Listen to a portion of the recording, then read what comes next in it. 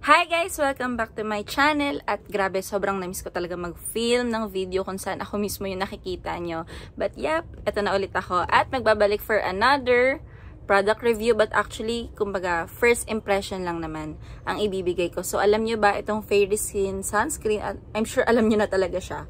Alam nyo ba na ngayon ko pa lang siya tinry? As in, parang first time niyang mag-trending sa TikTok way back 2021, pero 2023 na, ngayon ko pa lang siya susubukan kasi that time na nag-trend to, gusto ko talaga siyang itry, kaya lang ang dami kong sunscreen, so parang hindi ko talaga need bumili ng bago. So yep, ayan, for only 190 pesos I got this cute parang eggshell, ayan, parang egg kasi yung shape niya, ayan. So this is SPF 50+++ Premium Brightening Sunscreen, ang most famous sunscreen ng TikTok.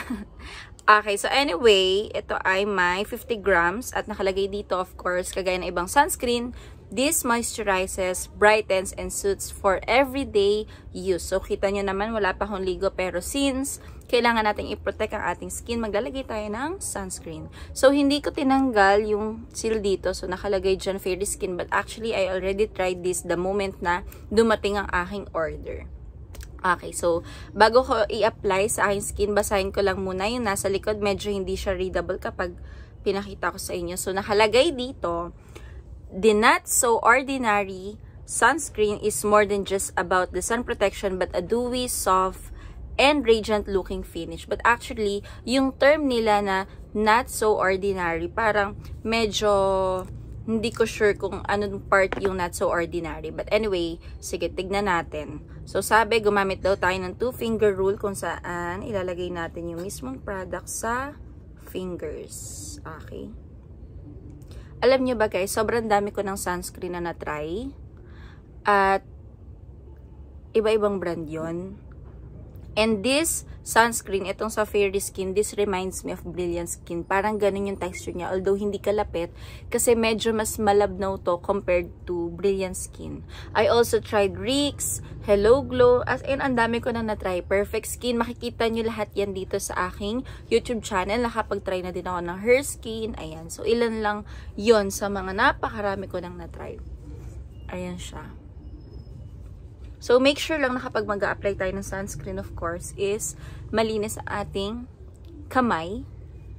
And of course, nakapaghilamos na kayo, nakapag-toner na rin kayo kung kayo ay nagtutoner.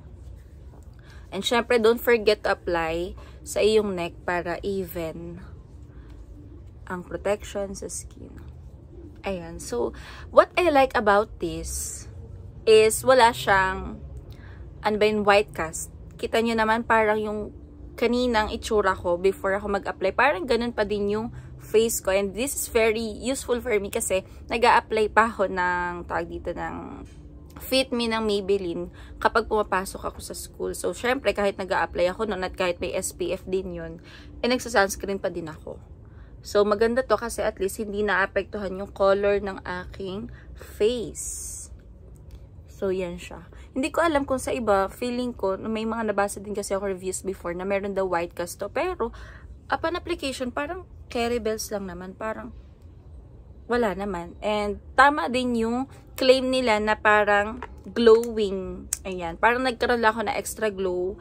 Pero, hindi siya OA na parang obvious na may nilagay ka. So, yun yung nagustuhan ko dito. And, aside from that, sobrang mura niya. Diba? For only 190 pesos, meron ka ng 50 grams ng sunscreen with SPF 50+++.